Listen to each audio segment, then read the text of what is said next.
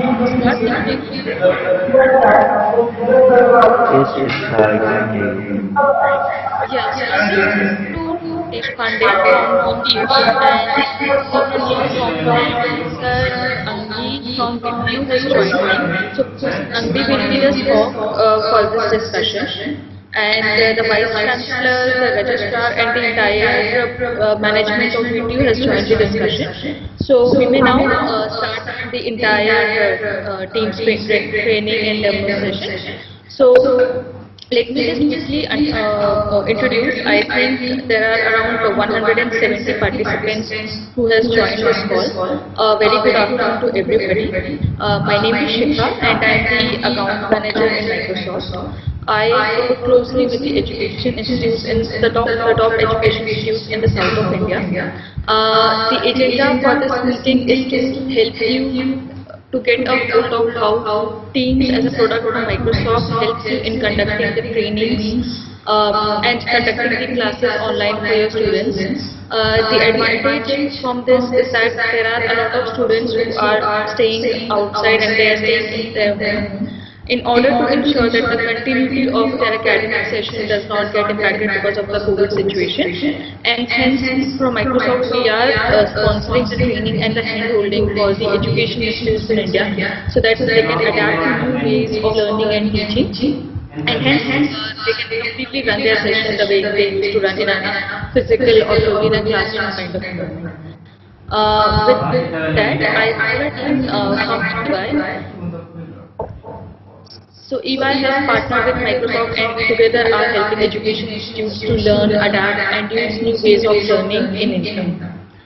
Over to you, Siddharth. Before we start, just one last thing. I would encourage that we have as much questions as we can during the session. The idea is to have an open discussion and open questions coming up and the team will answer your questions in detail. So, thank you for joining in. Siddharth, over to you. Thank you, Shikha. I am just, for your reference, I am recording this session and post this call. I will share the recording on the email and you can share it amongst yourselves. So there is no need to turn off your camera if you don't want to. And you can park your queries in this tab that where I am writing right now. And I will take up a query session in the course of this call. And I would request everyone to please keep their devices on mute so that there's no disturbance while the session is going on. So, I'll mute everyone from here, but just to maintain the decorum of training, I would request you to please not unmute yourself unless you have a question to ask. Right. So I'll start off with the very basics. I'll start off with this horizontal bar that you can see in front of you. So the first tab states that who has started the recording, and by default only the organizer of the meeting has the right to record a session, and also the people in their organization if they have set the policy that way. So I am currently recording this session, and as I told you, I'll send in this recording post this call maybe in a couple of hours. Then we have a timer for how this has been going on. So I think when the link was sent out, so some people tried joining in. That's why it is showing as 3 hours 24 minutes. But the official time to log was. We have to turn off your turn on and turn off your cameras. I'll turn on my camera. This is how you can collaborate within the lecture.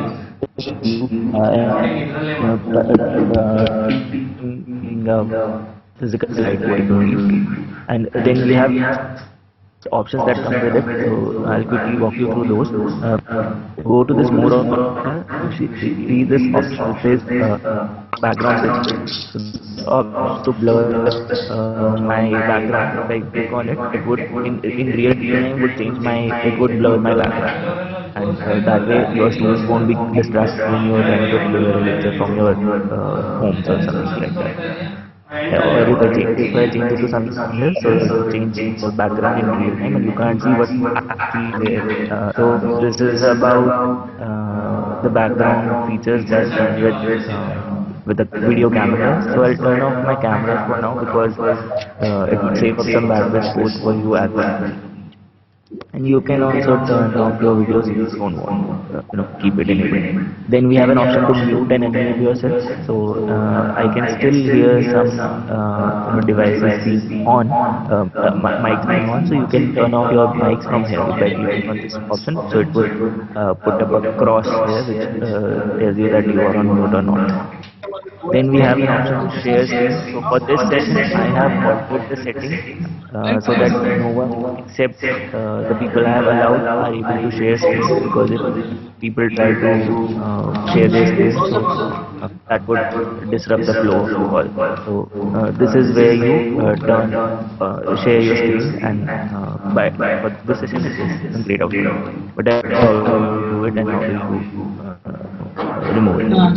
Then we have the options. The first option is device settings. So if you want to have a look at what speakers and how loud mic have a like a do that.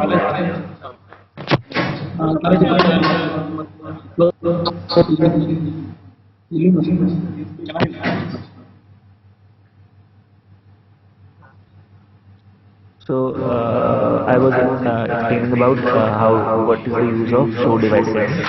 Then we have enter full screen mode. So if I enter the full screen mode, you won't be able to see what all panels are there on the left and at the bottom. That's why I am not entering into the full screen mode, but to enhance your experience, you can definitely make use of the full screen. Alright. Then we have some background effects which I have already covered. Then we have turn on live caption. If I click this on, and it is also available with every individual, be it a participant or the organizer, what it does is basically speech to text, text to speech. Sorry, speech to text, and it would convert my speech to text, and it would show up subtitles coming in here. So you should see it coming in here in a minute or so.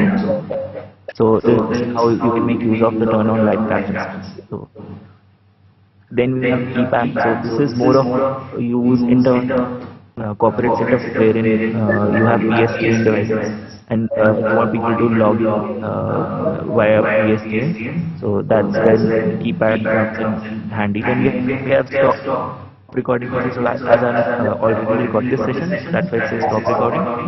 If you are the organizer of the meeting and you have started the recording, it would say start.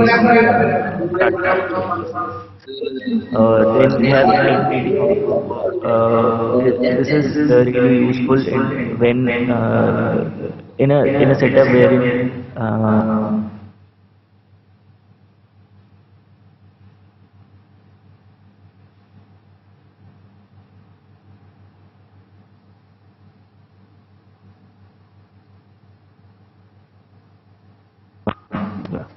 so I was saying, in a one-on-one call,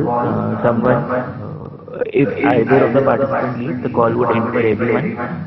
But that is not the case in a group call. So if I by mistake click on this hand up and I leave the call would still go on for all of you. That is the rest of the participants. So to allow, if I want to end the call for all the participants, there's an option. So and then everyone would be out of this call if I do this. Then we have enough filming video. So currently there are no video stops, and I can see that none of the video dials are on. But if I option which says turn off incoming video, so I won't see any video in my screen. So that doesn't mean that the video would run, but it would certainly stop the incoming video from me. Okay, and then we have show conversation. So this is the portion. This is the area where you can park your queries in this tab, and you can also see that who joined in at what time and what time did they leave. So this is where you can park your query. Okay. Then we have show participant option, so you can make use of the show participant option to track attendance and see that who all are currently in the session. So I can see that there are 184 attendees and 3 presenters. I have made these presenters, so a total of 187 participants are there. Only the organizer sees it this way, and only the organizer has the right to make a person as a presenter or not. So if I click on this option, more options here. Okay, I in that sense, I can make that participant from the meeting, or I can make that presenter. So if I make them presenters, they would be able to be the way I am, right, and deliver a topic. So you can give teachers as a attendee first, and then you can, if you want, you can later make them as a presenter. So that is about how do you use it. So if I click on turn off incoming videos, you see KSIT system admins video is turned on. And if I click on turn on incoming video, I would see the video coming up if it's on. So that's how this button works. And there's an option to download the attendance list just on this one. So this would be downloaded on my downloads folder, and I can access that later on and use it for tracking attendance. So this is where you see that button coming up. This option is to change manage the permissions for this meeting. So if I click on this option, I have logged in to my demo tenant on my browser, so that's why I'm not clicking on this. But if you only use a single credential, so that won't be a problem. So if you click on that, you can change the meeting option, and I'll show you what meeting options are and how do you want it and why do you want it. This is the option for muting all the participants in one go, so it would mute everyone else but you. So if hello. Sir, on the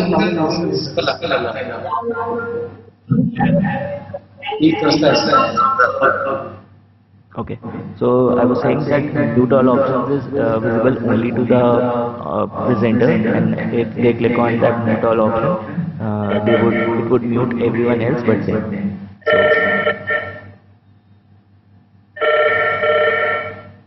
I would please request everyone to please keep themselves on mute unless you have a question to ask.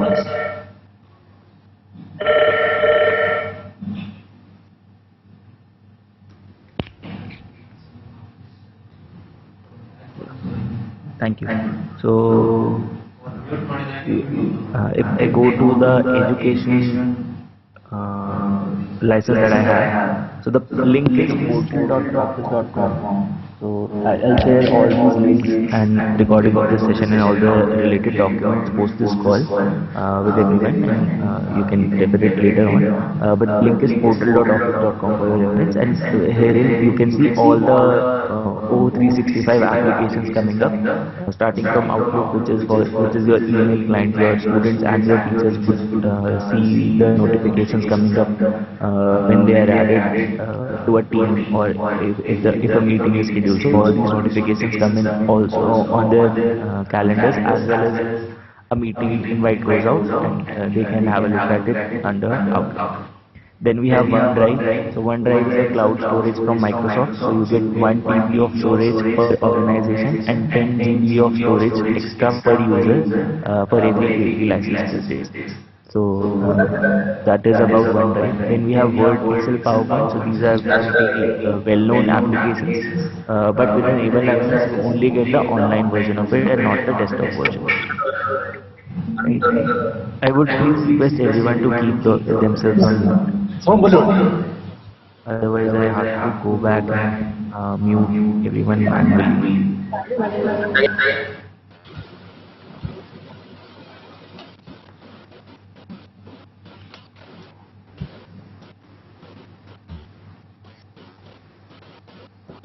Okay. So I was saying that Word, Excel, PowerPoint are available with the online version only with an Enable license. That is, your students can make use of these applications by going on to this website portal.office.com, but they'll have an access to only the online version of it if they are on Enable license.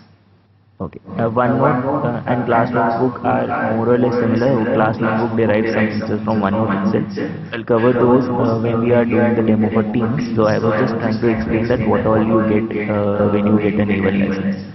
So then we have admin. So only the admin will see the style coming up.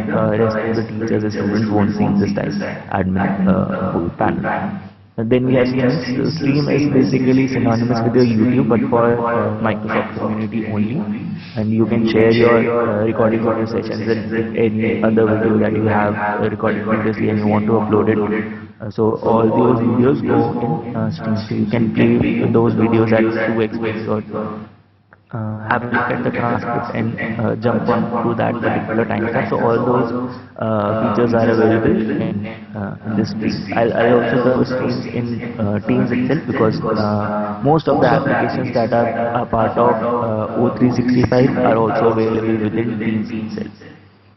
Then we have Whiteboard, Power Automate, Calendar, and all these more apps that you can explore. So without much ado, I'll go to the Teams application. So if I click on Teams, so it will be redirect me to the Teams environment. Okay.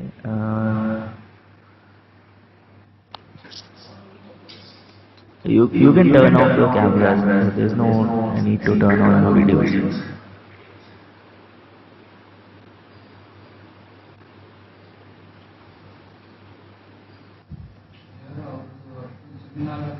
Okay, so I was saying this is the home page that will come in whenever you log into your Teams environment.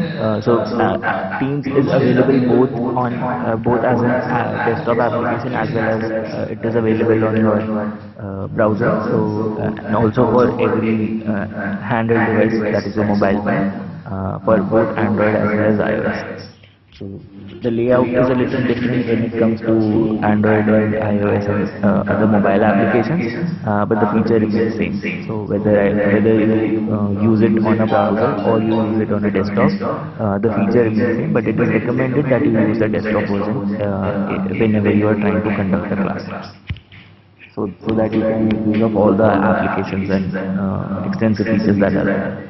So let's start off with all these icons that are here on the left hand side, starting with the activity tab. So this is where both you and your students would see the notifications coming up for the assignments that are given out, the lectures that are planned, or any at mentions that you are given. So let's say if a student is at mentioned saying please give yourself. So, all those ad mentions and every notification is visible under the activity tab that is there at the top on the left hand side. Just 1 minute. Hi everyone, this is Shikha. I request everybody of you to please mute yourself because if Siddharth has to mute all every time the demo is getting interrupted, as he has just changed the tab from Teams demo directly to Teams where he has to mute everyone. So request you to please mute all so that the demo session cannot be interrupted.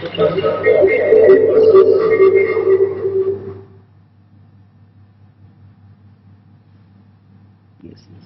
Thank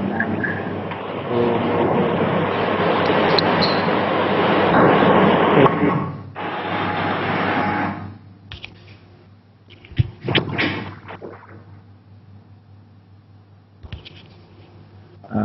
So I was saying what all you get in the activity tab. So you can see all the notifications that are coming up for this demo account that I am logged in with.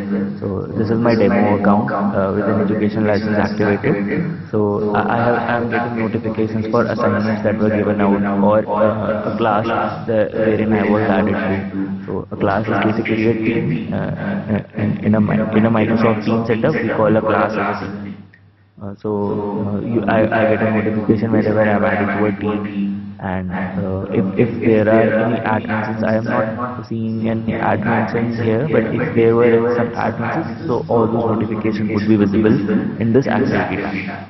Then we have chats, so you can make use of the chats for to chat with anyone on a one-on-one basis. So let's say this is the new chat that I haven't opened. So if I click on this, I'll be able to see what was the chat there, and I can also have an access to the meeting, the recorded session of this meeting. But only the participants of this call would be able to access this, and also they need to be on the same domain as the organization.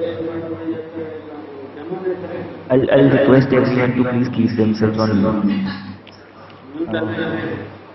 And this is the button wherein you can start a new chat. So if I go to this option which says which comes with a pen icon, type of the person that I want to have a chat with, all the previously held chats comes up, and whenever I type a new message, so they'll get a notification in their chat tab, and also it would show a +1, like a red dot here, which means that they have got a new chat and they need to have a look at it.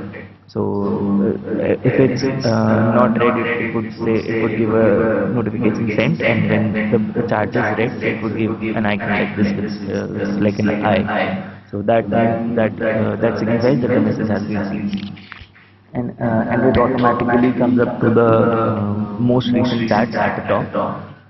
Let's say if I want to make this one-on-one chat to a group chat for some reason, so I can go to this option which says add people, and I can type in the name of the person that I want to add, and this would become a two-person, a group chat. So I can type in a message, and both of these participants would get a message that okay, I have sent an A at this particular time, and they need it. It would turn to an I symbol. And I can also rename this chat to, let's say you are doing it with your peers and what you are working on an assignment. So you can make a chat for that, and name that group chat something relevant, like the way you have in WhatsApp and other applications that is there. You can have a video call with them, you can also have an audio call if you want, so that visibility is there from within a chat itself. And if either of the participants want to leave, so there is an option to leave. If you want to add another participant to this group chat, you can click on add people and look for their name. So let's say Alok, so I want to add another person, so I can choose from these three options whether I want to include the chat history, or I don't want to include I don't want to include, or I want to include all of the chat histories, or from a certain number of days from there. So let's go with all chat history for now and click on add. So the new person that has been added would see this message that I was sent earlier, and he or she can also respond to it if needed. And then we have some more options here, and I'll talk of these in a different segment, but wherever you see this sort of ribbon, the feature remains same throughout. Okay, going to teams. So if I click on all teams, so these are the teams that this account is a part of. Since this is a demo account, so I am a participant of a lot of teams, but in a real world scenario, your students would be not part of these many teams, maybe 1 or 5 at time. It also depends on however you want to do it. If you do it subject wise, they would be a part of that many teams, or if you want to do it class and then add subjects underneath, so a student would typically be a part of a single team. Okay, so I'll talk of how do you create teams in a bit, but I'll show you what this is where you can give out assignments and see, or your students can see that these are the assignments that are pending on them, and how do they, when is the due date, and they can do it. Since this is a faculty license that I am on, that's why I'm getting notifications to choose a class, and I can have a look at that, whether students have submitted their assignments, or do I need to check some assignments or something. So that's why it is giving this kind of option. Even for a student, they'll get a similar panel, but when they click on the class that they want to have a look at, so they'll see the student view of the assignment that they have, they've been assigned, and whatever they have completed for that particular team. Then we have calendar. So this is where you schedule your classes. So this is how the calendars look like typically for both teachers as well as students.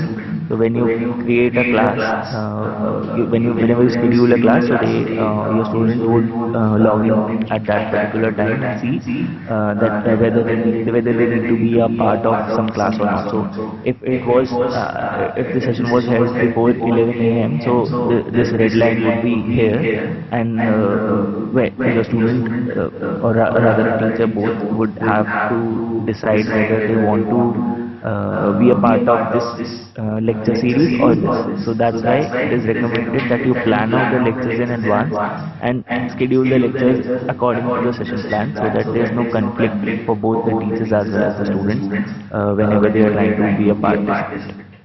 Okay.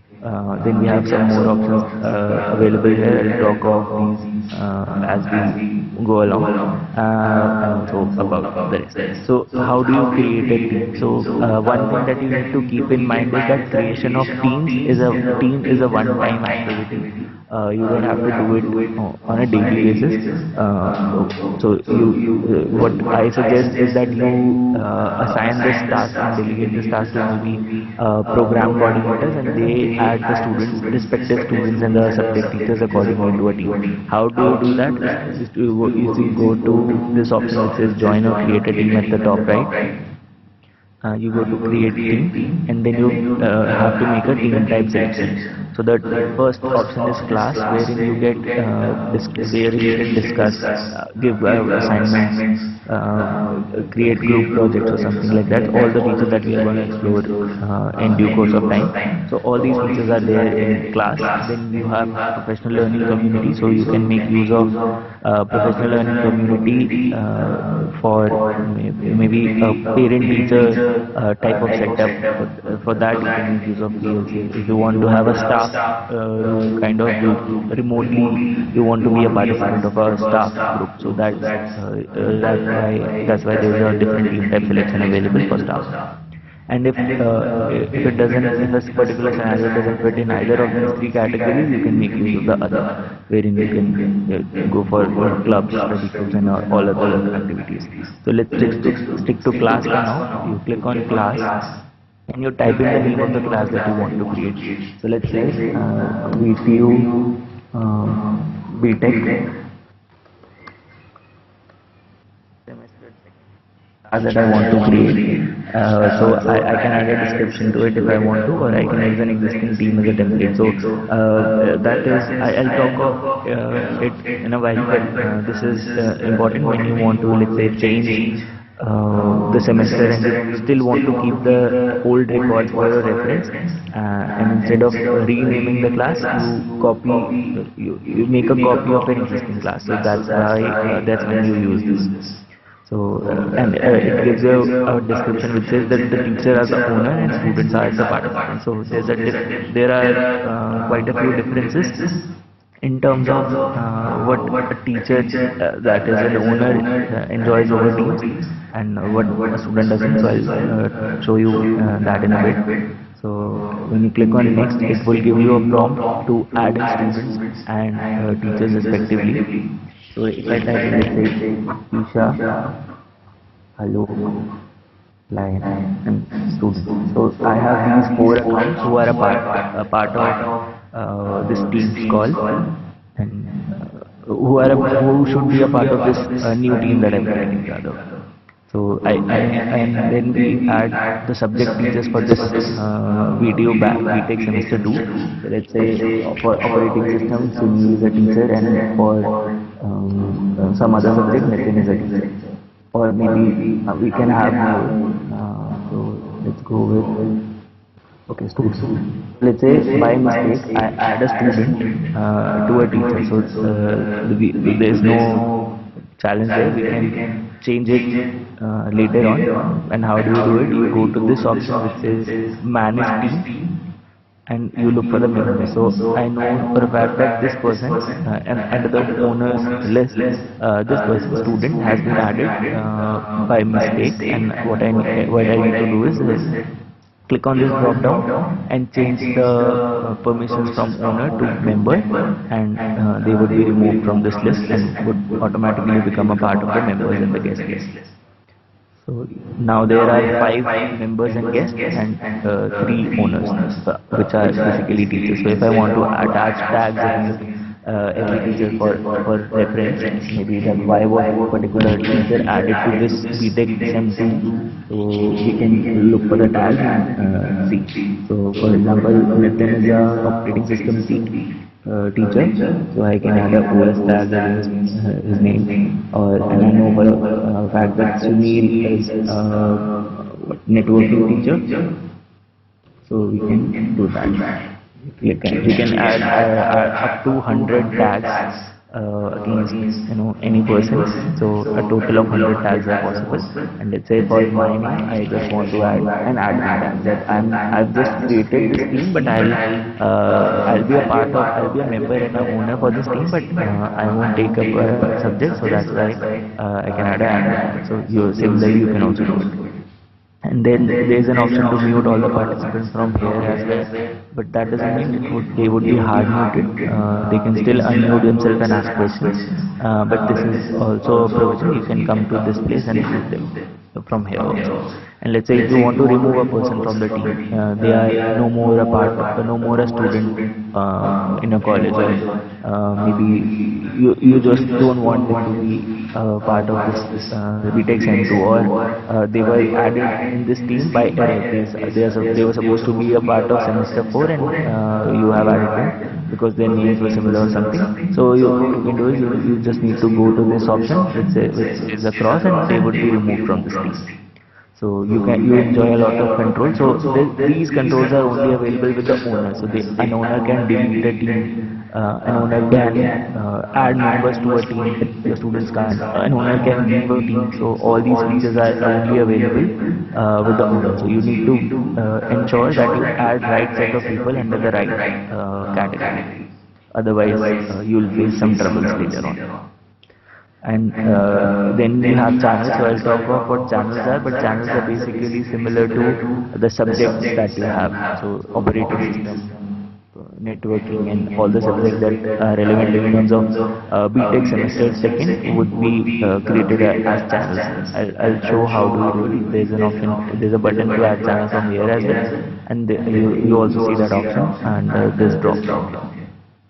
So I'll talk about that in a bit, but I just wanted to show you that what all controls you have when you are an owner of a team. So you can pick up a theme, you can change it to easily visualize, and you can also rename it. Let's say you don't want to do it with SEM2, you want to do it a room number SEM2. So you can do that. You can change the tile to something more relevant, maybe something from here. And let's say I want this circuit diagram sort of tile to appear, so I can pick up a theme. Or if I want to upload a image, so I can make use of this upload option here, and I click on update, and it would save it for you, and you can easily visually differentiate between all the teams that you are a part of. So let's say you have these many teams that are created. So instead of reading these names, if you remember that this is the circuit diagram sort of team that I am supposed to be making some changes to or leave out assigning, so I can do that visually. And also the most recent one comes at the bottom as the most recent one, as in the last that is there. So I was into the management, so I was talking about the settings. So that is about team. Then we have member permissions. So these are some permissions that you can allow and disallow. I'll share a set of best practices that you can make use of that has come up from Microsoft as a recommendation. But if you feel like that you don't want to enable the basic features as well, you can definitely turn that off. And also this is in terms of a team level, but you can also do it globally for your entire organization by altering the settings, altering the meeting policies. So, but that is only available with the idea. Then we have guest permissions. So by default, the guest permissions are disabled, and that's why it is grayed out. And we also don't recommend that you add people as guests, so that you have a much more control, and security aspect is not, let is not. It's better taken off. So that's why we don't suggest that you allow guest permissions. So and also you'll be able to have an access to all the files that you upload and everything. So that's why guest access is a big no. Okay. Add mentions. So I'll talk of add mentions in a different segment, but this is where you alter the settings for that. Team code. So the way I was adding members manually by typing in their names, so you can also generate a team code and share it with your students. And what they need to do is, if I copy this and I go to this all teams option and I click on join or create a team, I simply type in that code here and click on join team, and I would automatically be added to the team that is getting SEMS. BTech SEM2. So that is also one option, but we don't recommend that you do it that way, because if you do it and some students don't join, or they share it with someone who is not supposed to be a part of that team, but is on your domain, maybe an electrical student who is trying to be a part of computer science, computer science. So if you don't want that to happen, so it is not recommended that you make use of team code. Rather, do it manually for once, because it is a one-time thing that you have to do. Okay, and then we have fun stuff. So you can enable GIF stickers and memes from here. If you disable it, it won't be appearing. So for the purpose of the demo, I'll keep these on and show you that where it appears and how do we make use of it. Okay, then we have tags. So I'll talk of class notebook in a different segment, and but this is where the settings come up. Tags. So as I added tags for OS and networking and all those, so who can add those tags? You can make those settings here. So it is recommended that you keep it to owners only. That is, only the teachers can add tags. If you keep it to members, so even your students would be able to add tags.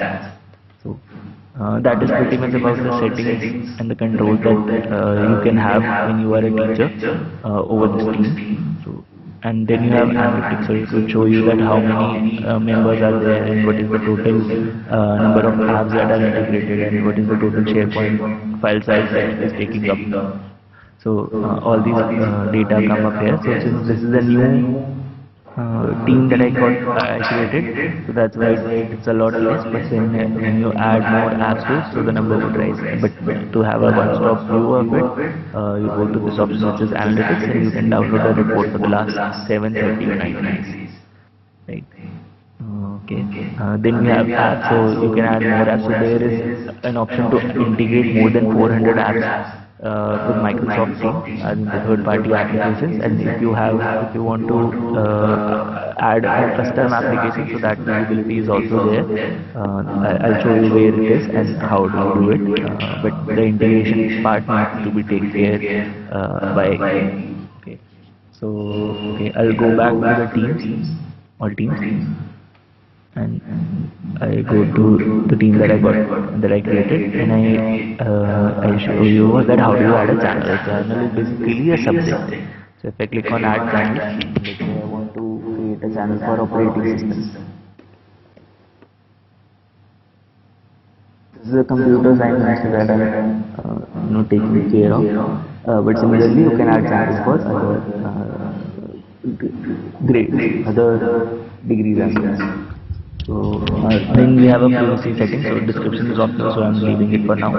Privacy is you can keep it as standard or as private. So there are two differences in terms of whether you should make a channel as a private or a standard. So if I make this as a standard channel, I check this box on which says add this to everyone's list automatically, and I click on add. So all the participants who are a part of this video BTech Sem 2 would automatically be added to this channel, that is the operating system channel. So I did have the option to add the members manually, but if I create a channel which is an elective subject, maybe French, and I want to keep it as a private channel.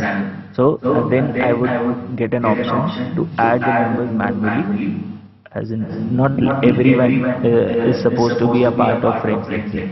So let's say only Isha has taken up, Isha is the only student over this account. Are the only two people who have taken up French subject, and teacher is, let's say, Lion is a teacher for this French lecture. So whenever you create a private channel, you get these options to add students and teacher manually, and it comes up with the log symbol attached. And this French tab would only be visible to the people who are a part of this channel. That is, Isha and the other ID that I added would be able to see that the French channel has been created. For the rest of the students, there won't be a French tab coming up. Okay, so I'll add more channels so that you get an idea. Okay. So let's go with networking, and I want to keep this as a standard. So this is alphabetically sorted. I will just show you the list. Okay. So this is alphabetically sorted, and you can add more channels here. You can add up to 200 channels to a team. So this is one team, and you can add, you can keep on adding up to 200 subject-wise division if you want. So I guess you get the idea. Similarly, you can add more channels. So let's create one more, maybe doubt, and you want to have a dedicated doubt channel for doubt sessions, where the students can ask questions. So let's say you have these 4 channels, and one is the journal channel. Journal channel is there by default, and you can't even delete it. And the reason for that is because you have class notebook, assignments, and grades. All these applications are only available in the journal channel and not the channel that you create. So you see, class notebook and every other thing is not allowed. So okay, so this is how you create a team, add members to that team, and create channels under there.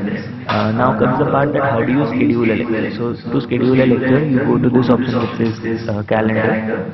You click on calendar, and as I told you, this is how the calendar looks like. You go to this option which says new meeting, and you let's say I want to create a lecture series for operating systems. Based on the session plan that you have, you create a operating system session series beforehand.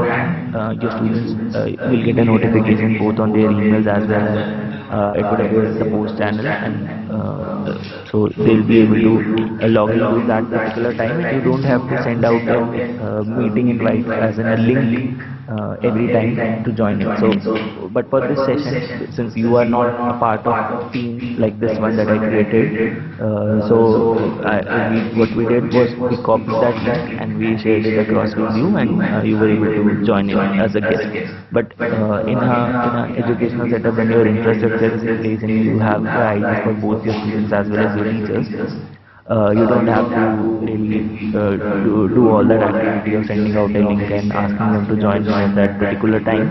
They would automatically get a notification in their calendars now, as well as on their emails, that this session has been planned and they need to be a part of that in that particular time. So this is where you do it. You add a title, then you select a time. So let's say I want to have this from tomorrow, that is 14th, and let's keep it at 1:30 itself. I want to end it at 2:30, to 1 hour long lecture. And if it's all day activity, I can click on that, and then I can set a recurrence to it. So if I keep it maybe weekly, so it would happen on every Thursday starting from tomorrow. Or if I do it on a monthly, so it would happen only once a month, that is on the same day, 14th of every month. So, but if you keep it daily, it would happen every day, which includes a Saturday, Sunday, and if you choose a work week, it would there's an option which says every week. And you can also customize it. So let's say the lecture is planned on an alternative basis, that is every Monday, Wednesday and Friday. So you can do that from here. You go to the custom option and put in a start date and select an end date from here. Let's say I want this lecture series to end on 30th June. So I can do that. So it starts from Monday, Wednesday and Friday. It happens on every Monday, Wednesday and Friday, starting from tomorrow and goes up to 30th June. So I click on save. And I don't need to add the members manually. I don't, let's say there are 60 participants who are 60 people who are supposed to be a participant of that meeting, that is the students. So what I can do is I'll just look for the class that I created, that is VTU BTech Sen 2, and then this is a networking lecture that I'm creating, so I'll click on network. So, operating system. So I'll look for operating system. Okay. I'll go for operating system. And that's how all the students who are a part of operating system channel would get a notification that an operating system series has been planned out, and it happens on every Monday, Wednesday, Friday starting from 14th and goes up till 30th. So if you want to add a physical location, let's say auditorium, first floor auditorium or something like that, so you can add the location here, and they would still get a notification on their emails and proceed accordingly. And this is where you put in the body of the email. So let's say, hi students, this is your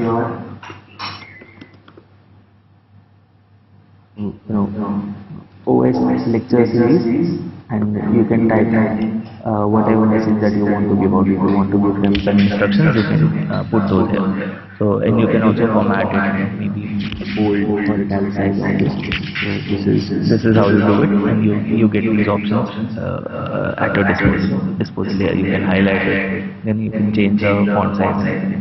So, and then you click on send. So what happens is that it would plan out the lecture series. So currently it is being reflected on everyone's calendar for the entire series. That way it takes some time to load, but once it's done, it would look something like this, the one that is already there. So till the time it loads up, I can show you another useful feature that you can make use of is this help. If you go to this help tab, and let's say you missed out on a particular part of this training and you want to refer it later on, so instead of looking for it online, you can come to this help tab and see some short videos on different topics that are there. So let's say you want to have a look at how do you conduct a meeting. So there's a 1 minute 30 second long video that you can have a look at and follow along. That's how you do it. So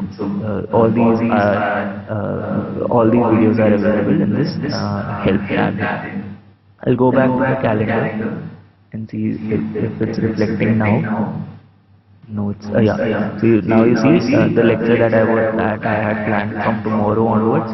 That is, I planned it for 14th, but since it was a customized meeting, so that's why it didn't get scheduled for Thursday. So it's starting from Friday. It would appear for every week after that. So if I go to the Monday, so see on 25th May this lecture series, and on 27th you see this lecture coming up, lecture series coming up. But what you need to keep in mind is that after you schedule a lecture series, you go to that series, you click on that option, and you go to this option which says meeting options. This is only available after you schedule your meeting.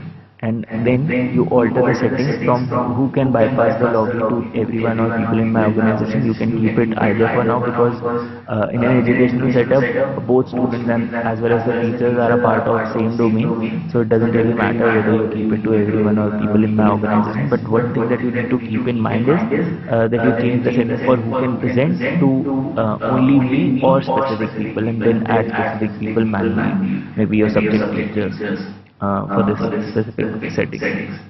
Okay, click on, I'll select only me for now, but when you're doing it on a real-time basis, you can also select the participant who would need to be a presenter.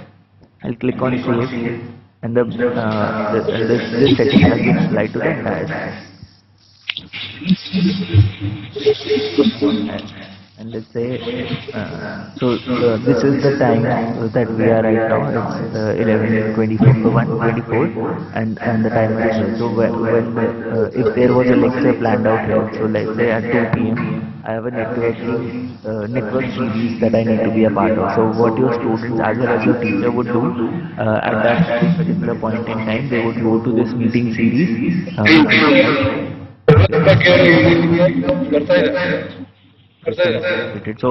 show you that how you go to this option and you click on join, and then you all automatically become a member, automatically become a participant for this meeting.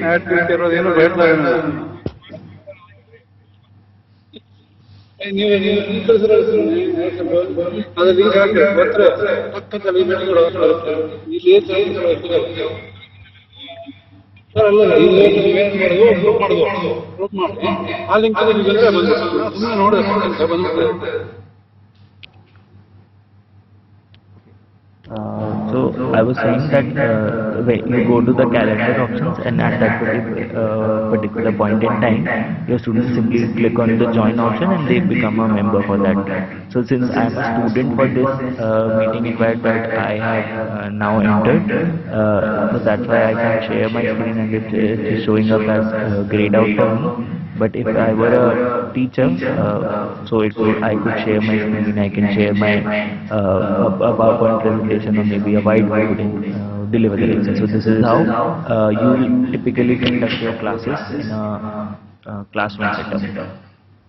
So I'll show you again. So you go to the calendar, and so let's say this is the lecture that you need to be, your students and your teacher needs to be a part of. So they'll simply click on it, and they click on this join button, and they automatically become a attendee for that meeting. The student would automatically become an attendee, but the organizer would have the organizer, right? So they would be able to share their screen like this, the way I am doing right now. They can share their entire desktop. If there is a PowerPoint presentation that is there, so they can choose that PowerPoint presentation that they want to share, or they can make use of this whiteboard feature. So I'll talk of how whiteboard works in a while, but this is where you click on share, and on the left hand, on the right hand side, you get an option to share your whiteboards.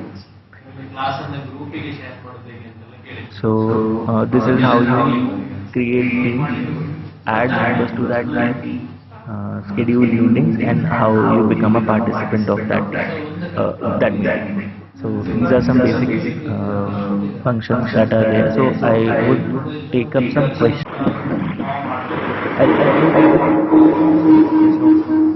Disruption of audio that you can view later on.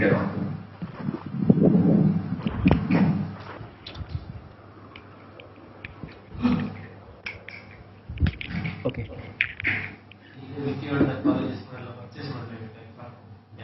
So far what I have covered is, I'll just give you a quick recap, is how do you create a team, how do you add members to it, and then how do you add channels, and then in the calendar we saw how do you schedule a meeting, and how do you alter the meeting options, which allows you to not give control to the students. So coming back to the what all extensive features are there. So I start off with this post tab here in the journal channel. more or less you enjoy the same features in terms of what is there at the bottom in every channel that you go, whether be it a private channel or a standard one. The feature says this is I scheduled a networking lecture, so you see there's a notification that has come up here which says this is a networking lecture series, and your student would simply click on this and then they can add it to their respective calendars. So since I am the organizer for this meeting, I am getting an option to cancel this meeting. But for everyone else who is not who is not the organizer, they will get an option to either there will be a RSVP response, which would be something like accepts, tentative or decline, right? So I'll talk of in the journal channel, but it is same throughout the other channels that we are creating. So the first option is format. So if I am typing something and I want to highlight a part of it, So to do that, you have this format option, and you can bold, italicize, underline, highlight, and all these features are there. So this is pretty basic, so not going to talk much about it, but just to make you aware that this visibility is there. It is here with the format. Then we have attach option. So if you want to share some file, actually there's a dedicated tab with the name files, but let's say if you want to share a screenshot maybe and you want your students to discuss on that, so what you can do is you can go to this attach option and look for a document. Okay, I'll show you. So this is an image that I want to share with you actually. Okay, so click on upload. Not this one. Upload a file from your computer, and then as to which file type you can include.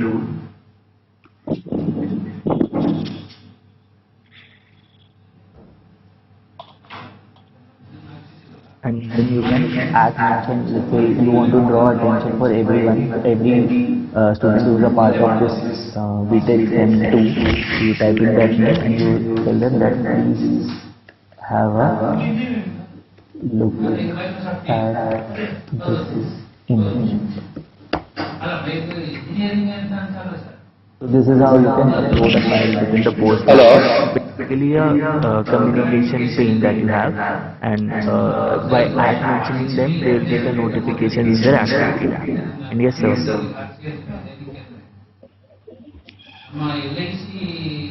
Okay. Moving ahead, so you can upload a file from within your team or channel, or one option from your yes, sir. Hello. Yes, sir. Hello, Siddharth. Yes, sir. This is Mallikarjun speaking from West JK College. Yes, sir. So I have one query on this. Can we perform practical session? Means simulation type practical sessions on this platform? For example, speed, fires, politics, this kind of. Yeah, I'll come to that. You can do practical sessions in terms of computer, virtual laptops. That is it. I'll show you how and when. Okay. It is available. Right. So I'll come to that. So then you have some emojis. You can send out emojis here. You can disable it if you want to, or then you can also send in a GIF or whatever you want to send in. So if there's a sticker that you want to send, so you can disable this from the backend. All of all of it is customizable. But just to show you that all these features are available, so I haven't disabled it. So then there's an option. You can have a threaded conversion. So let's say I uploaded this image, and a student has a doubt on that where do I find this? So they can start instead of typing a new message and confusing everyone that which message is being talked about, we can reply to that thread only, and that way it will be easy to manage. So that's right. That way we can have a thread. Okay. And then we have so let's say I am the doubt channel, and students are asking for some doubt on the water cycle. Maybe I'm taking a very basic example or something very elaborate, like OSI level or something like that, and they want to, they are asking some questions there. So instead of scheduling a lecture or asking them to that we do it in the next lecture, maybe day after, so we can have an ad hoc meeting from this option, which is Meet Now. So if I click on this Meet Now option, so it would automatically start a meeting there and then. So we name this ad hoc to understand why we use Meet Now, and it would start a meeting then and there, and you can share your screen and explain that concept, that this is how the OSI layer works and what is the function of each layer and everything. And all the participants who are live at that point, that is they are available on their Teams environment, they'll be able to be a part, they'll be able to participate and see whatever you're trying to display. Maybe I'm sharing a whiteboard, I'll also give out a whiteboard demo with this. So whenever you are in a session, you go to this option that says share, and in the right hand bottom right you will choose an option use whiteboard. So when you do that, it would load the whiteboard, and then you get three options, whether you want to download the Windows app or open the app or use the whiteboard in Teams. So I am using the third option right now, but if you want to use the more elaborate version of this, which has a lot of advanced features like adding images or adding maps or rulers or maybe compasses and using an image as a template. So all that you need to have this thing, whiteboard application on your desktop. So to use this pen, you can make use of these different colors to draw a flow chart and explain a certain concept, maybe. And this is how you can make use of the whiteboard feature. So the one that is available within Teams is a lot limited in terms of what all controls you have. But if you have it installed on your desktop, you can make use of a lot of features. You can search images online. You can insert text. For that matter, but in this, the one that is there is pretty basic. This is the online Microsoft Whiteboard. Okay, and in the ad hoc meeting, and what it would do is you will get a description of sorts, which says what was the title of the meeting and how long it went on. If there's a recording for that, you'll get a notification there also in the chat tab. So that is there. And then we have Streams. So I was talking of Streams application here.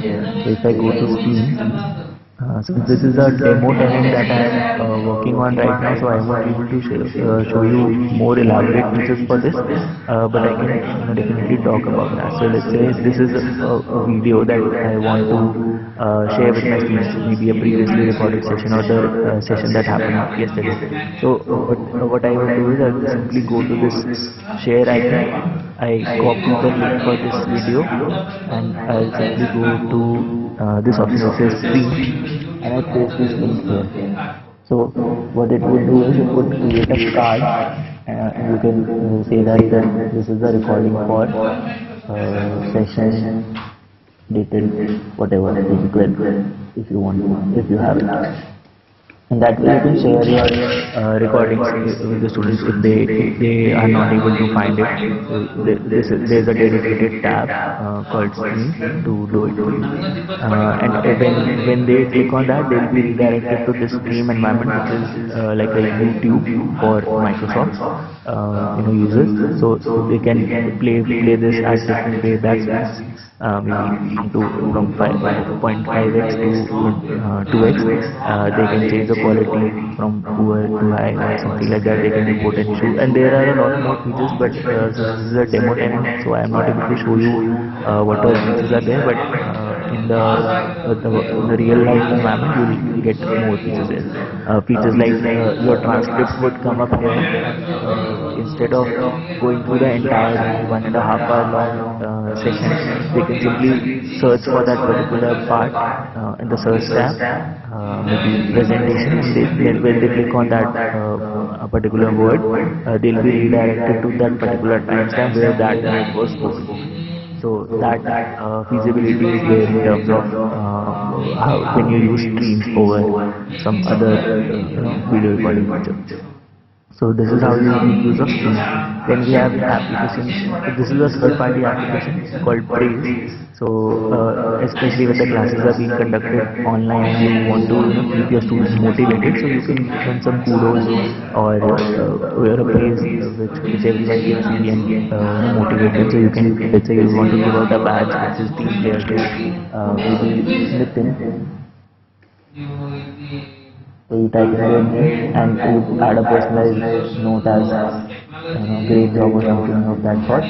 You click on review and you click on send. So what it would do is it would create a card of this sort and everyone would be able to see, and then they can react to it with a heart symbol or a thumbs up or something like that. So they can do it from here. And it would also motivate them to do something exceptionally well and get recognition for that. So to recognize and give out kudos, you can make use of this third-party app integration called Praise. There are more applications of this type like Kudos, and you can explore them in the app section. Then you were asking about how do you create virtual labs and do that. So for that we have GitHub integrations possible. So if you have a virtual lab created on GitHub, so you can sign in, your students can simply sign in to their credentials and look for their repositories and search from within the team environment itself, and you can run the code here. Or there's a different way to do it. I'll show you in a bit after I cover all these. Then how you can integrate within itself a different application or a website for that matter. Okay, I'll go to the journal tab to show you the features. So this is how you can make use of the GitHub. So we have seen people using GitHub as a virtual lab within teams in some universities in South itself. So it is pretty much possible. Then we have Poly. It is also a third-party app integration wherein you can create quick polls on a certain topic. Let's say you want to engage with your students better, and before the quiz you want to send out a poll, or maybe after the quiz you want to take their feedback that did you like the session, or whatever, maybe a sort of feedback sort of thing. So this is a free version that is available in the free plan. So but if the university has a different license, so you can make use of the more elaborate features that are there. So this is a third party tool that is integrated. So I'll keep the settings at whatever they are right now and just simply type in this. So let's say yesterday on whatever non-security, cyber security. So you can do that. You can make a choice, maybe yes, no, and maybe or whatever, and you can make use of all these settings that are there. I'll keep it default for now. I'll click on preview and click on the send. So you can make this poll as anonymous if you want to. So now I'll get there's a notification which says that I added Poly to the team, and now it would come up in a minute. Yeah. So this is how it would look like for everyone, and then they can participate. They'll say yes, and if enabled, it would also show you the results in real time available here. So it should come up. Yeah. So I have clicked on yes, that's why it's showing 100%. But if I change my vote to no, so it doesn't mean that it would count my vote twice. It would still remain as one. Only my response would change from yes to no. So that way you can control a lot more features. So this is just one example. You can think of a number of ways where you can make use of Poly for engaging better with the students, especially when the classes are being conducted online. Then you have YouTube. So instead of searching for a YouTube video by going to the YouTube app, so you can search for, let's say, COVID-19. You want to search, share some information with them. So you can look for that topic here and see that which video suits you. Let's go with this one. You share it and they'll be able to, when they click on this, they'll be redirected to the YouTube website and they can view this video there. There's another option wherein you can integrate the YouTube app itself. I'll show you in a bit. That way they won't have to leave the Teams environment and the video would play within Teams only. But this is just to share the links with them in an organized fashion. So this is how you can make use of the GitHub YouTube integration. And then you have Quizlet. So if you want to, let's say, have short quizzes on cybersecurity, so Quizlet is a third-party application. So it would give you flashcards and short quizzes and from different authors. So let's say I'll go with this. So there will be 19 terms. So it would redirect me to the Quizlet website, but where I can view and I can learn and make use of all these applications, all these parts that are there. So you are free to play around and see how it works and how you can make use of it better. Then you can also integrate Power BI, like the way I was trying to show you how that you can sign in with your credentials for GitHub. Same way you would sign in with your credentials for Power BI, and you can make use of the Power BI to show them how visualizations are done and everything. And then you can integrate Wikipedia search, weather stocks here itself, and you can also add more apps. If you go to this more app here, it would take you to the app store, and then you can look for applications you can integrate with Teams. So some are paid, some are free, but you can explore them and see what works best for you. Right. So if I go to the education category, so these are some applications that are being used extensively by most of the institutions. So let's say if you want to integrate Quizlet, you can do that. If you want to integrate Lucid Charts, you can do that. Flipgrid is also being used. Flipgrid is basically like your, if you want to create short videos on a topic, or you want your students to create short videos on certain topic that you have given out to them, so they can make short videos using the Flipgrid application, maybe 3-5 minute video, and share it with everyone, so everyone would be able to see, comment, and appreciate. Then you have Gurukul and Turnitin for plagiarism test. So, but for that you need to have a license API key, and if you have that for your educational institution, you can make use of Gurukul for plagiarism test on your assignments. And there are a lot more applications you can explore and see that how they work and which one works best for you. So ClickView, you can use it for having all the information from your LMS in one panel that ClickView can be used for that. There's another Go1. If you have maybe 2-3 LMSs that you are using and you just want to extract all this information within Teams, so you can make use of the Go1 app integration. So there are a lot more. So the list is quite a lot. So I'm not talking about all of it, but you can definitely explore and see what works best for you.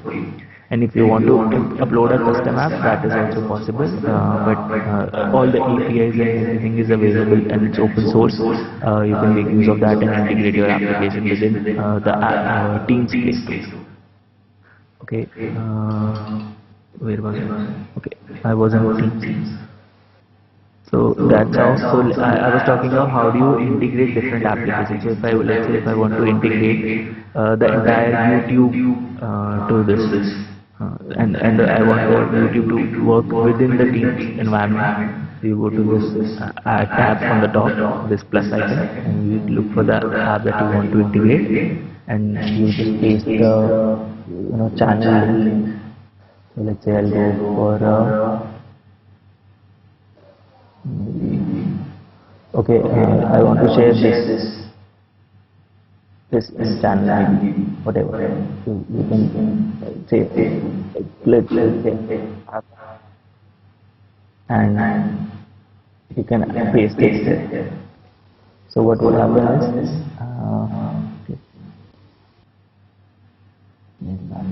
but you get that you put a valid URL as in the subscribe URL, it would show here. And similarly, you can also add your website. So if you go to this website option, and let's say you want to share some VTU sort of information, so you can look for VTU website. So I'll pick this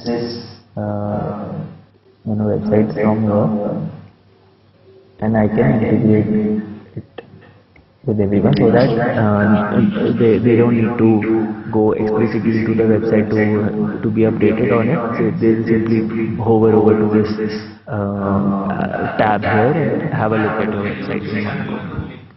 So these type of integrations are possible within. So similarly, you can add more apps from here, right? Okay. So now comes to the part about files. So I was talking about that you can manage your files better if you upload it in the files tab. So you can create a new file on the go, maybe a Word, Excel, PowerPoint, and you and your students can collaborate. But if you don't want them to make changes to it, maybe delete it or modify it in any way, it is recommended that you do it under the class material folder, because that is read only by default. The students will be able to see it, but they won't be able to make any changes to it. So that is one thing that you need to take care of. Okay, and then you can upload a file from the system from this option. If you want to sync your OneDrive to your Teams environment, you can make use of the sync function. If you want to copy a link, so you have already included a file and you want to share that file with some other class, let's say BTech semester 1 section A, and you want to share that same file with section B. So instead of taking up space twice for the same file, you can copy a link for that particular file and share it with the other. And download is pretty simple. Add cloud storage. So the sync works for OneDrive, but if you want to add a different cloud storage, maybe Google Drive or Dropbox, so you can make use of that this integration from there. Okay. So this is pretty much about the files. It is pretty simple. When you use it, you will get a hang of it.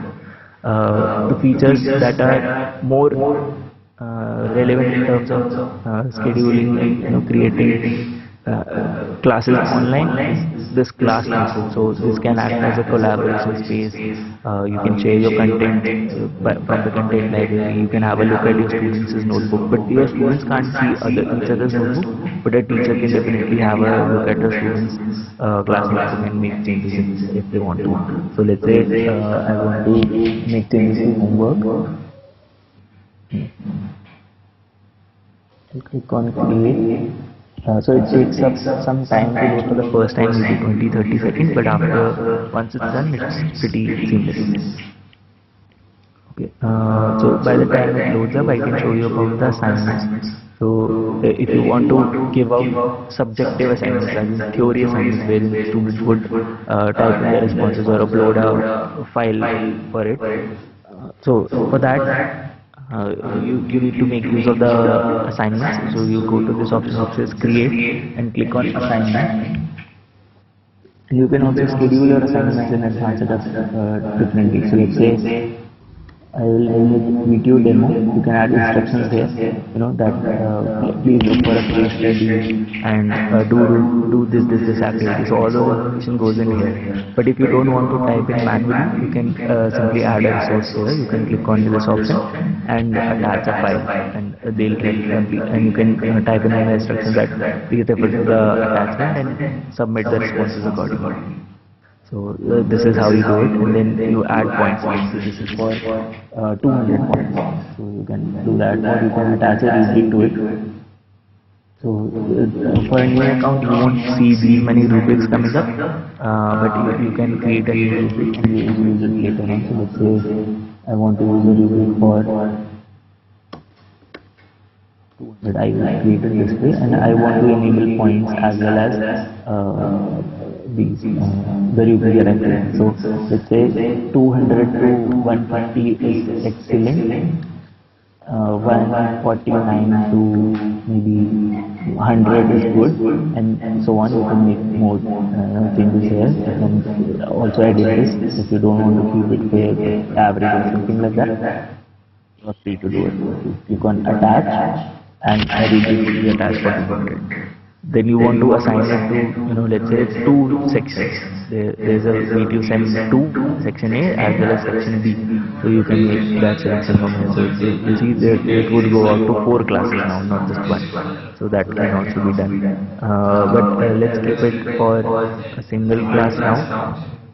That is the one where I am creating this, and we can put in, we can assign it to a certain set of students, not necessarily to all students. So let's say I want to give this assignment to this Alok and this student account. So only these two students would get this assignment, and rest won't get it. Maybe a remedial assignment you want to improve, you want them to give them a chance to improve their score, so that's where you do it. You click on clear. So let's keep it all students for now. Then you can put up a end date, due date. So let's say I'll give it a 1 week's time. So the due date is 20th March and the due time is midnight. And if I click on assign, so this assignment would go live right. But if I want to maybe schedule it after the lecture is over, so let's say this is 2:15 right now, and I want this assignment to go live at exactly 2:30. So I can do that. So let's go over to, no, not 2 p.m. 2:30. Okay, and today it's 1:30. So you can do it this way, that after 15 minutes the assignment should go live. And due time you can set it however you want to, and you can put up an end date. End date is different from a due date. So a due date for this assignment is 28th May, but let's say you want to give them a 3-day extension that they can submit it by Saturday, but it would give you a status which says that these assignments were done too late. So you see, this is appearing under the assignment as well. So when the clock strikes 2:30, this assignment would go out to all the students in video batch sent to, and they'll get a notification in their activity tab. Also, it will be visible under the post tab and everything. So that's how assignments work. And in the same way, you can also create quizzes, short quizzes. So a lot of times institutes have asked us that how do you check the attentiveness of the students, because there are very bright chances that they don't listen to you and you just keep on blabbering. So to avoid that, what we suggest that you create short quizzes in advance, and let's say I'll use this one.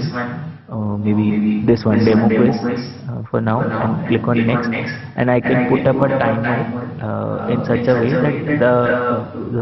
that this particular quiz is only available for the next 15 minutes, and you tell them, you can type in a message in the post tab saying that a quiz would go live exactly at 2:30, and you have a 15-minute practice to address the responses, and those who fail to do it won't be marked present or something like that, or would mark negatively, or whatever. It's totally your choice. So you can make use of assignment for that. So the same way that you schedule assignments, you can make use of that. Just the time needs to be different. So if I click on assign, so this assignment would go, this demo quiz would go right now itself, and it is due tomorrow. So I haven't changed the settings, that's why it is valid tomorrow. So if I go to the post tab, I would get everyone, be it my students or teacher, who are a member, would see that a demo quiz has been given out, and they click on this view assignment, and they'll be able to see it. So this is how a teacher would see that Alok has not turned in, and if I want to give feedback that please submit the assignment, I can do that. Or if it's of 17 marks, then how did this go? So if they attempted all 17 questions and all of it is right, so they'll get 17 on 17 or maybe whatever. So this depends on how you created the assignment, how you created the quiz, and this is what the student view looks like. So they'll get this is the title, this is the due date, these are the instructions, and this is what they need to do. So they'll click on this, and they'll submit the responses, and this is how it will look like on a computer, and this is how it will look like on a mobile device. So a teacher can see that what is the look and feel for the assignment that has gone out. Okay, so if any of these persons have viewed this, the status would change from not done to viewed, and if they submitted, the status would change from viewed to submitted and so on. Once they submit, they won't be able to make changes to it. Okay. And all the graded assignments would be appearing here, and if you want to edit, there's an option to do that. So how do you create a quiz? It's pretty basic. Still, I'll help you go through it. You click on this new form option, and it would open up on the Microsoft Form website. You can also make use of the form if you want to collect some information, maybe date of birth or an updated address of sorts. So you can make use of that. You click on get started. Okay. Why is it in this way? ಅಲ್ಲ ಅವ್ರು 5 ಗಂಟೆವರೆಗೆ ಇರಬೇಕು ಎಲ್ಲರೂ ಅಂತ ಹೇಳಿದ್ದೀರಾ ಅಂತ ಕೇಳಿದ್ರು. ಈ week ಮಾಡಿದ್ದೀವಿ ಸರ್, ಲಾಸ್ಟ್ ಟೈಮ್ ಟ್ಯೂಷನ್ ತಗೊಂಡಿದ್ದೀವಿ, ಈ ವೀಕ್ ಇರಲಿ ಸರ್ ಅಂತ ಅಂದೆ. Okay, but once you sign in, it won't ask you because right before this session I signed out, so that's why. But it didn't ask for a password, so it's okay. So you go to this option, this is new quiz, and let's say I'll name this as VTU operating system quiz.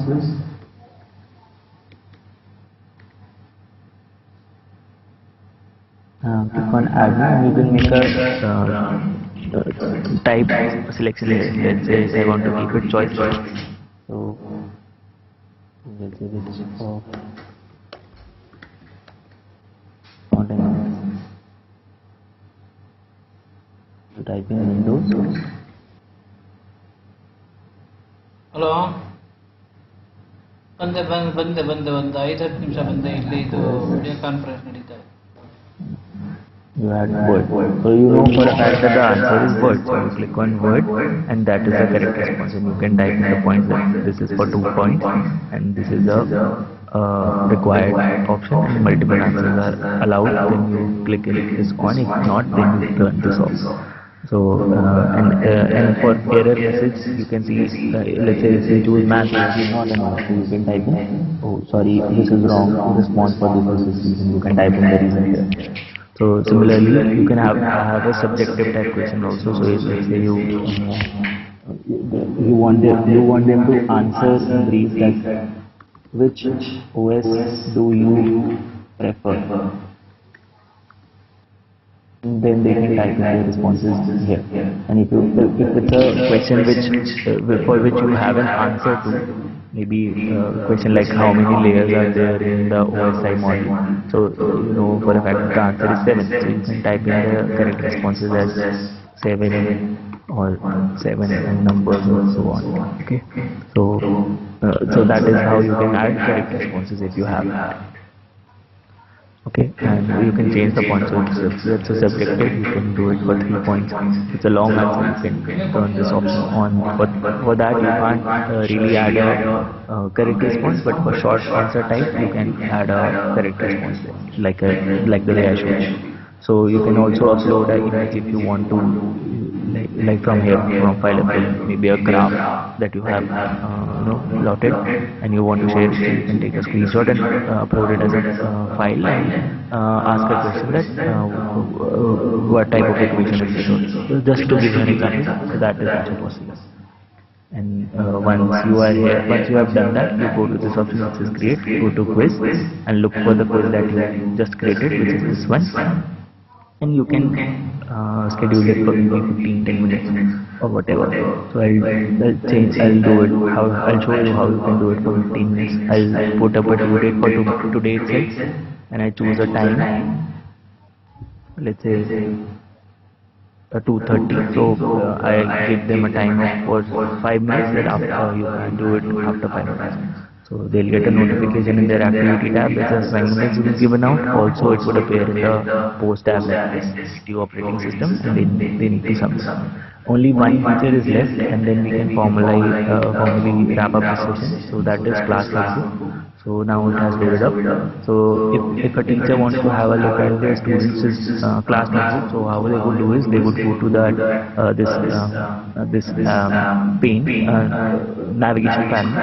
and they can have a look at this notebook. So let's say I want to have a look at the student quiz or maybe homework, so I can have a look at that whether they have submitted or not, and I can maybe if they have submitted a response and I want to make some corrections, so I can do that. This is this is not the right answer, wrong answer or something like that. So I can correct them and tell them that this is how it needs to be done. So that way you can make use of class notebook for having a look at the students' notebook.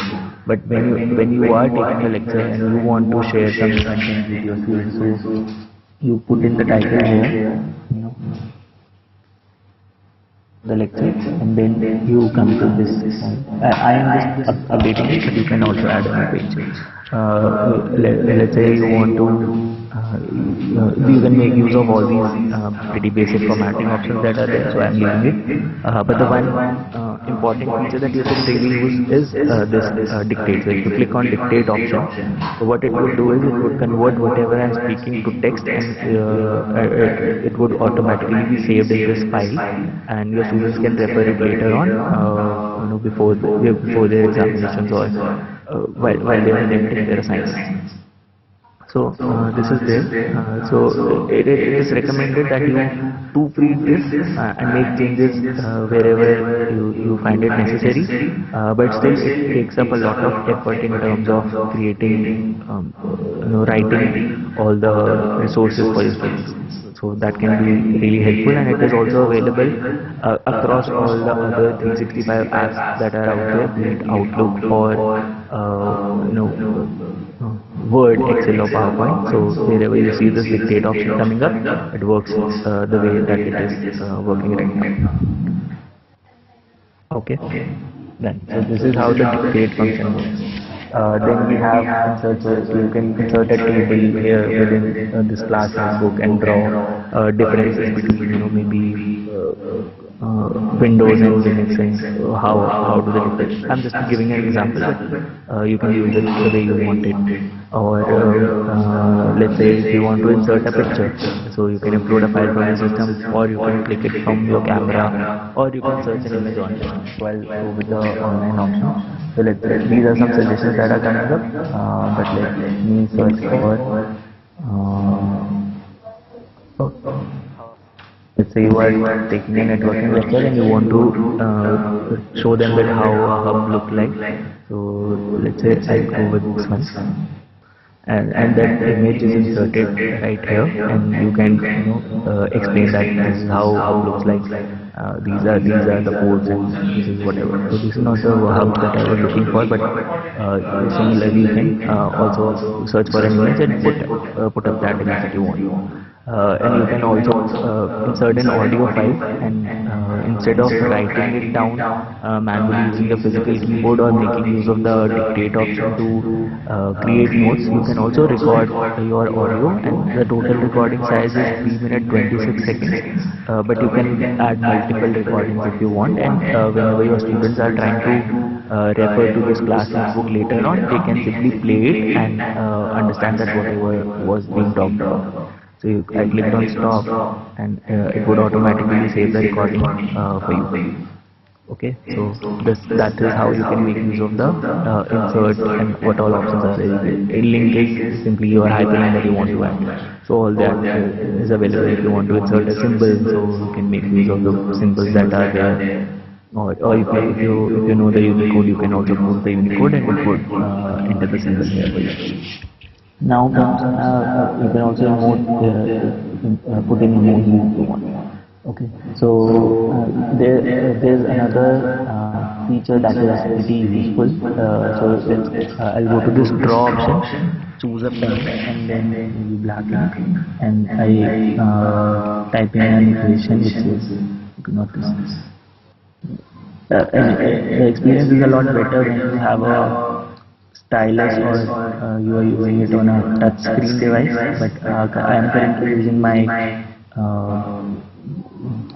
trackpad to write, and I am not that proficient in writing with the trackpad, but if you do it well, and I have seen people do it pretty well. So you can put up the limit, whatever. So you get the idea. So you go to this marking select tool, you select this entire equation and you click on this math option. So what it would do is it would convert your ink to text. So, okay, no, it's not picking it up correctly because I have not written it properly. So let's try it again.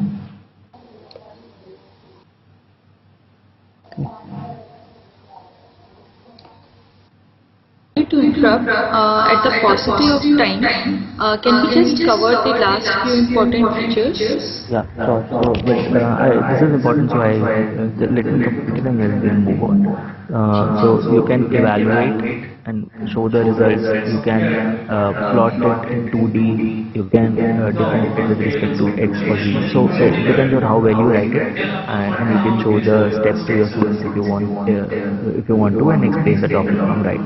So this is how you can make use of the ink to text and then to math feature. And view is basically your immersive reader.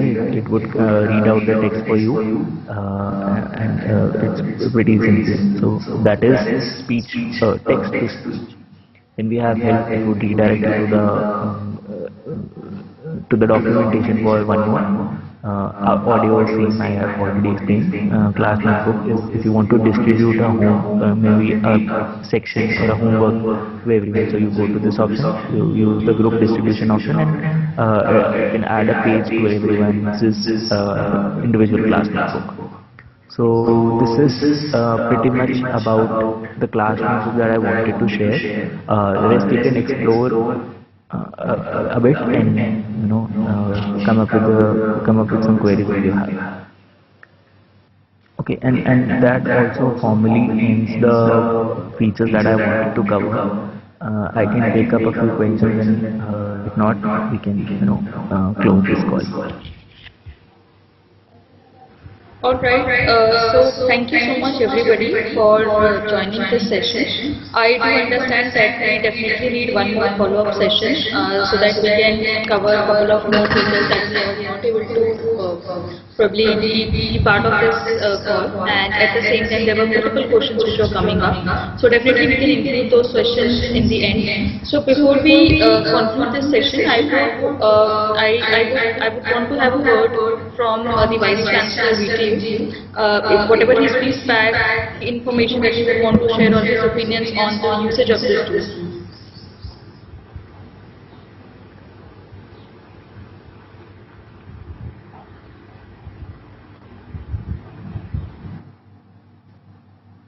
Okay. Thank you. Let me thank team Microsoft for arranging a demo on the tool which is meant for educational institutions. Of course, all the faculty and my colleagues are happy the way the presentation was given by Siddharth. I think he has given some good bird's eye view on the tool. I think once people start using it, I think we'll be able to learn more. Yes, definitely. So that is how things go on. Whatever entering a den and coming out of that, it depends on how you maneuver inside the den. So I think he has shown how to enter it, but we should come out of it. Learning many things. Then Shikha, I think as you said, one more follow-up or one more very good demonstration demo with a specific group of teachers of all VTU colleges will be appreciated. And are you giving this tool for some time to all colleges now? Yes, so Microsoft A1 licenses, which is the online version of Office 365, it is available to all the education institutes. They just used to use a login ID and a password, and they can start accessing it. For getting the offline version or signing up a campus agreement with Microsoft, feel free to reach out to me, and I will be able to connect with the right time who will be helping you with the solution. Okay, that is the I think important takeaway from this meeting, and I think my teachers and my administrators from various colleges start using it, and I think AICT circular also has been, sent to all colleges regarding the usage of EVC, etc. So therefore, Microsoft Team would be an option to many of my near colleges to go through this. And let us have one or two sessions individually for the interested group of people. And teachers or principals who are trained today may have some queries. They can post it to Microsoft Team. They will be able to get back to you and also clear your doubts. A good tool for this, and some of the specific requirements of an education institution may be provided by the Microsoft Team, like some more additional features. Maybe some of the principals or the administrators will interact with you to get some more information on some of the ideas. Some small elements, student percentage of attendance, how many of them have scored 10 out of 25, what is the first percentage, some teacher specific analysis, how to map with the assessment or with the